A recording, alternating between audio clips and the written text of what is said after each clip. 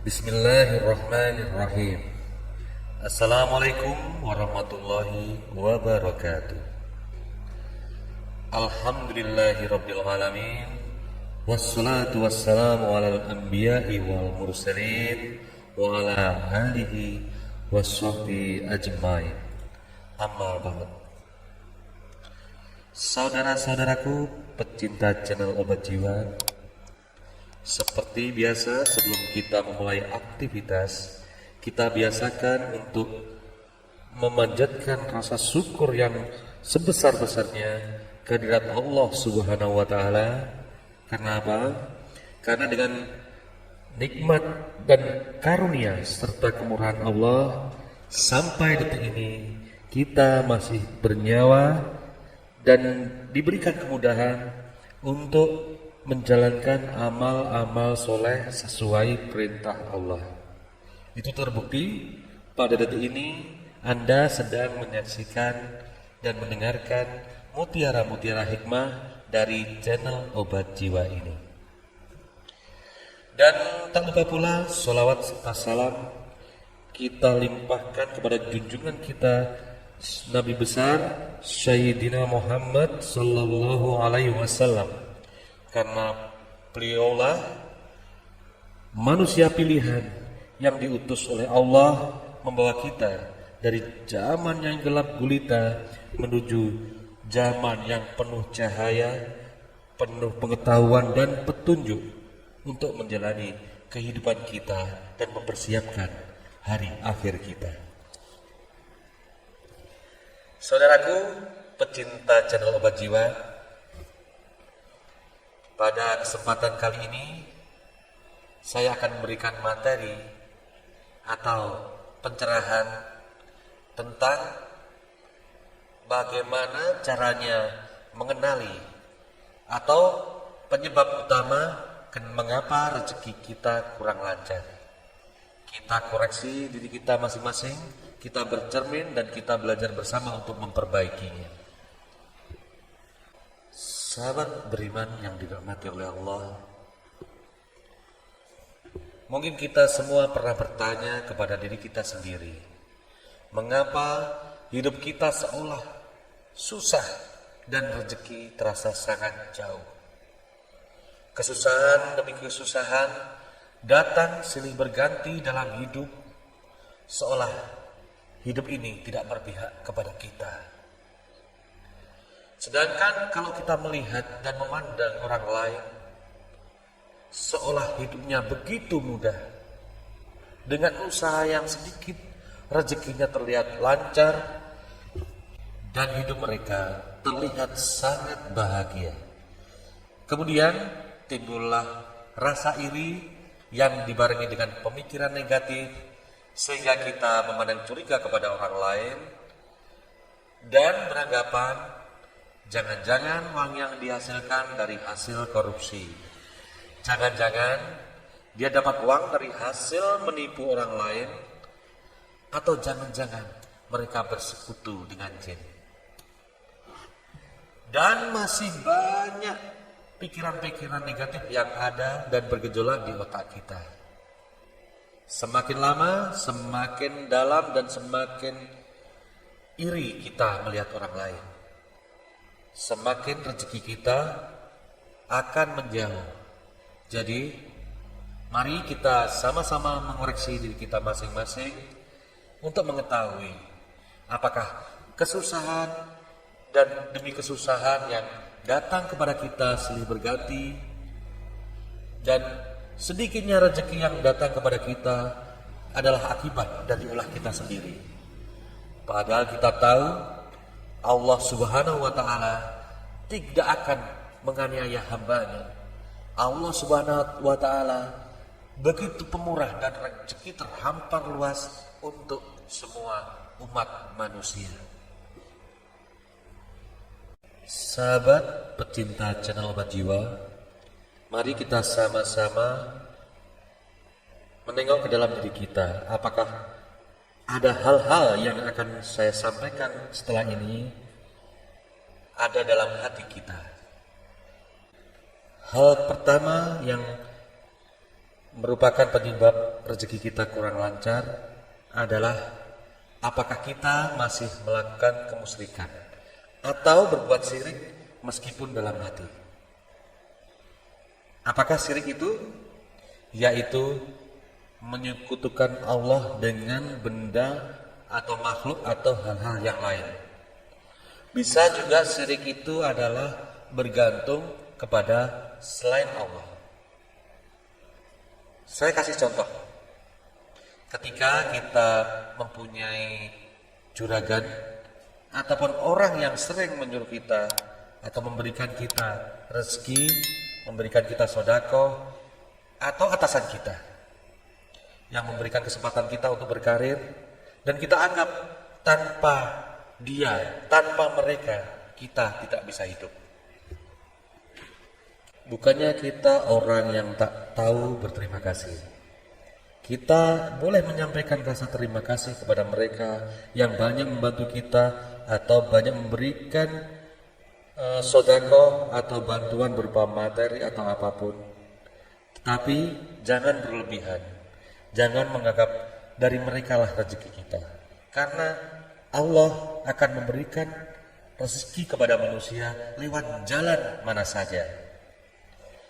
Dan sebagai contoh yang lain, kita bergantung kepada satu benda, bahwa benda tersebut bisa melancarkan rezeki kita. Itu pun juga syirik yang sangat besar. Mari kita koreksi, apakah sifat ini ada dalam diri kita? Kalau ada, mulai sekarang segera perbaiki. Hal yang kedua yang menyebabkan rezeki kita kurang lancar, mungkin kita lalai dalam sholat. Perhatikan sholat Anda. Apakah Anda sudah menjalankan sholat 5 waktu secara disiplin? Kalau perlu di awal waktu, kalau perlu sholat berjamaah. Perhatikan sholat Anda. Ketika Anda sholatnya banyak bolong-bolong, otomatis itu penyebab rezeki kurang lancar. Sebaiknya kita perbaiki sholat kita. Dari awalnya mungkin hanya 3 waktu di malam hari sampai subuh, kita penuhi menjadi 5 waktu. Kemudian kita berusaha disiplin menjalankannya di awal waktu. Kita utamakan sholat kita. Kita perbaiki lagi. Kita berusaha untuk sholat berjamaah di masjid. Dan bisa juga ditambah dengan sholat sunnah lainnya. Jika Anda bisa melakukan itu, otomatis lubang-lubang yang membuat rezeki kita lewat akan tertutupi. Setelah sholat kita baik, kita harus perhatikan lagi. Ini hal yang utama juga, yaitu adalah hindari sebisa mungkin menyakiti hati orang tua kita. Seperti yang pernah disabdakan Nabi, bahwa berkata saja nggak boleh. Apalagi sampai kita mengeluarkan kata-kata yang menyakiti hati dan perasaan orang tua. Apabila kita pernah berbuat salah atau menyakiti atau mengucapkan perkataan yang membuat hati mereka sakit, mulai sekarang mulailah untuk berkata-kata yang baik kepada orang tua dan mintalah maaf kepada mereka, karena keikhlasan mereka, kelegaan hati mereka adalah surga bagi rezeki kita. Karena Rasulullah pun pernah bersabda bahwa ridha Allah tergantung kepada ridha kedua orang tua kita. Jadi saudara-saudaraku pecinta obat jiwa, jika ada keinginan yang belum sampai, belum diberi oleh Allah, kita periksa lagi. Apakah orang tua kita ridha melakukan itu? Walaupun kita sudah pribadi yang mandiri, sudah berumah tangga, sudah punya rumah sendiri, tapi ketika ada hal-hal besar, keinginan yang besar, tujuan yang besar, setidaknya alangkah lebih baiknya kita meminta restu dari orang tua kita. Kemudian selanjutnya kita periksa lagi, apakah dari rezeki kita ada hak-hak orang lain, ataukah kita telah memakan hak orang lain. Coba sobat-sobat pecinta obat hati merenung lagi, apakah kita pernah memakan rezeki yang bukan hak kita?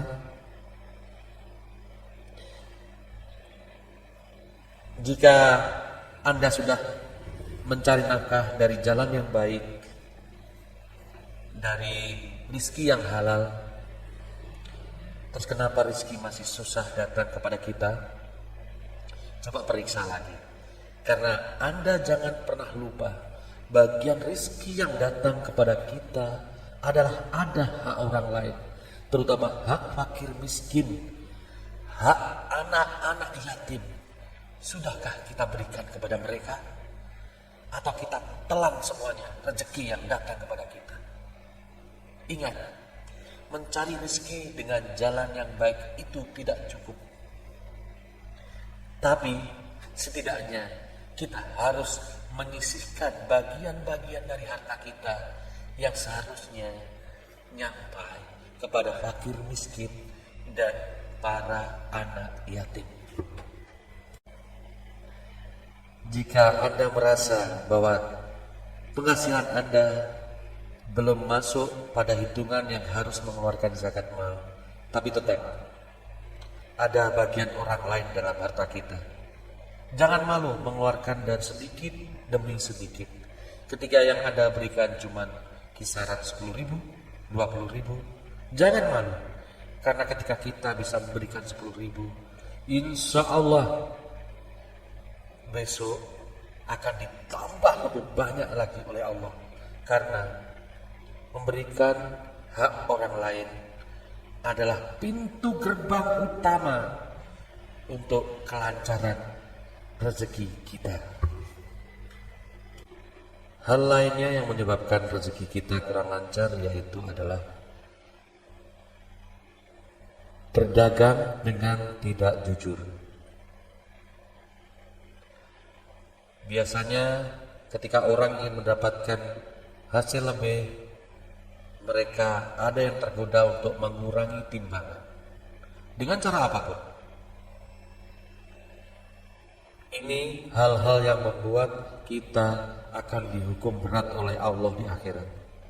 Bahkan di dunia pun akan langsung mendapatkan hukuman berupa tertutupnya pintu rezeki. Jadi hendaknya jangan pernah mengurangi takaran atau timbangan. Bahkan kalau bisa, Anda lebihkan sedikit bobotnya dengan niat untuk bersedekah. Insya Allah rezeki Anda di kemudian hari akan semakin lancar. Ini tidak berlaku hanya untuk pedagang saja, tapi bagi orang-orang yang memiliki profesi sebagai karyawan. Mereka sering mengurangi takaran dengan cara korupsi waktu.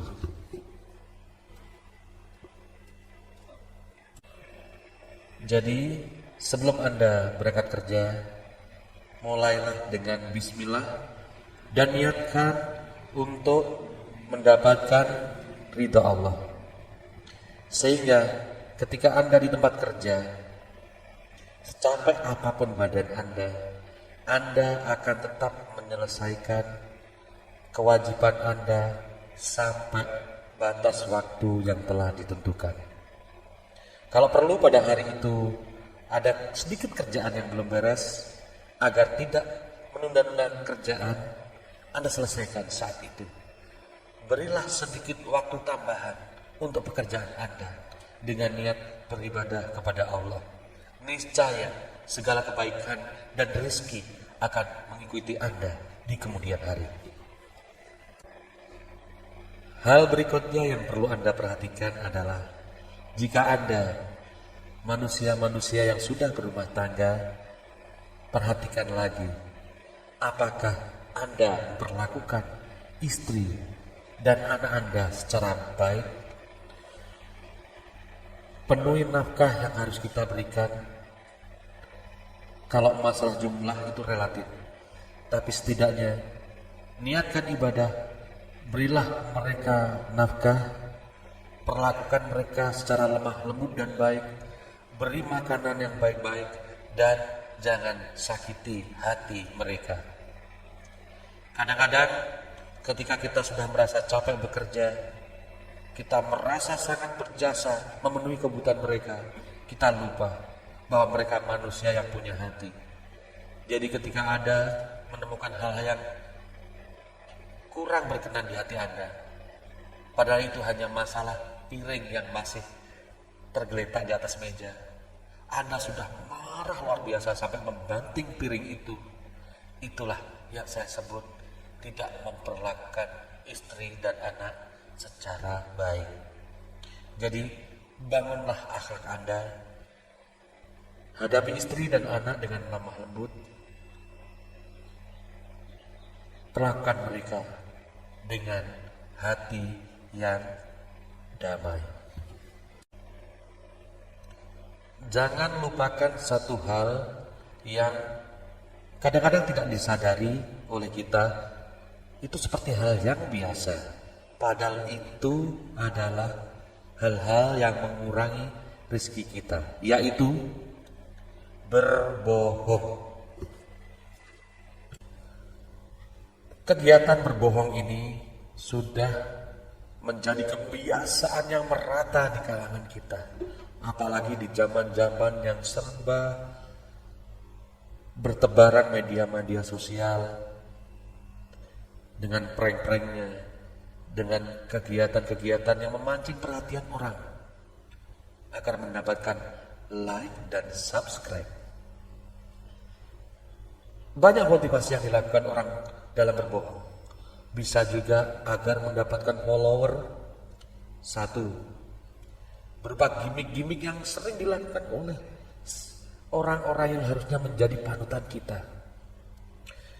Bisa juga berbohong agar mendapatkan simpati dari klien bisnis kita. Ada juga berbohong karena takut dengan atasan. Ada juga orang berbohong karena takut menyakiti perasaan orang lain. Padahal itulah penyebab rezeki kita tertutup. Jadi biasakanlah untuk menyampaikan kejujuran. Bukan berarti kita harus menyampaikannya dengan frontal dan arogan, dengan mentang-mentang. Tidak. Bersikaplah jujur dengan cara-cara yang manusiawi. Gunakan dan pilihlah kata-kata yang baik agar orang sadar, agar orang tidak tersinggung dengan ucapan kita. Saya yakin para pecinta obat jiwa tahu bagaimana caranya. Maka dari sekarang perbaiki diri kita, kurangi atau hilangkan kebiasaan berbohong. Kelihatannya sepele, tapi ini adalah awal rezeki kita menjadi seret. Saudara-saudaraku pecinta hikmah, setelah semuanya kita koreksi dari ibadah kita, dari sikap kita, dari keyakinan kita, ini hal terakhir yang harus kita lakukan, yaitu perbanyak bersyukur. Karena rezeki kita bisa datang dari mana saja, datang kapan saja.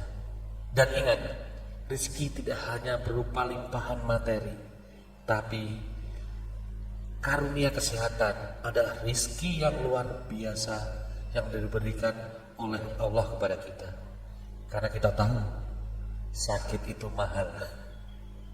Jadi ketika kita diberi kesehatan, kita harusnya banyak-banyak bersyukur. Kita diberikan anak-anak yang soleh, anak-anak yang cerdas, anak-anak yang mengikuti ajaran agama dengan baik. Kita layaknya senantiasa bersyukur. Dan ketika kita diberi rezeki kurang dari harapan kita, kita lakukan rasa syukur itu, kita ucapkan syukur itu, niscaya gerbang rezeki akan terbuka lebar untuk Anda semuanya. Saudara-saudariku pecinta channel Obat Jiwa, demikian tadi yang bisa saya sampaikan kepada Anda dan semoga bermanfaat bagi kita semua. Dan jangan lupa klik like, subscribe, and share, karena sedikit gerak tangan Anda dalam membagikan kebaikan akan menjadi amal jariah Anda sampai akhir masa. Sekian dari saya. Alhamdulillahirabbil alamin. Wassalamualaikum warahmatullahi wabarakatuh.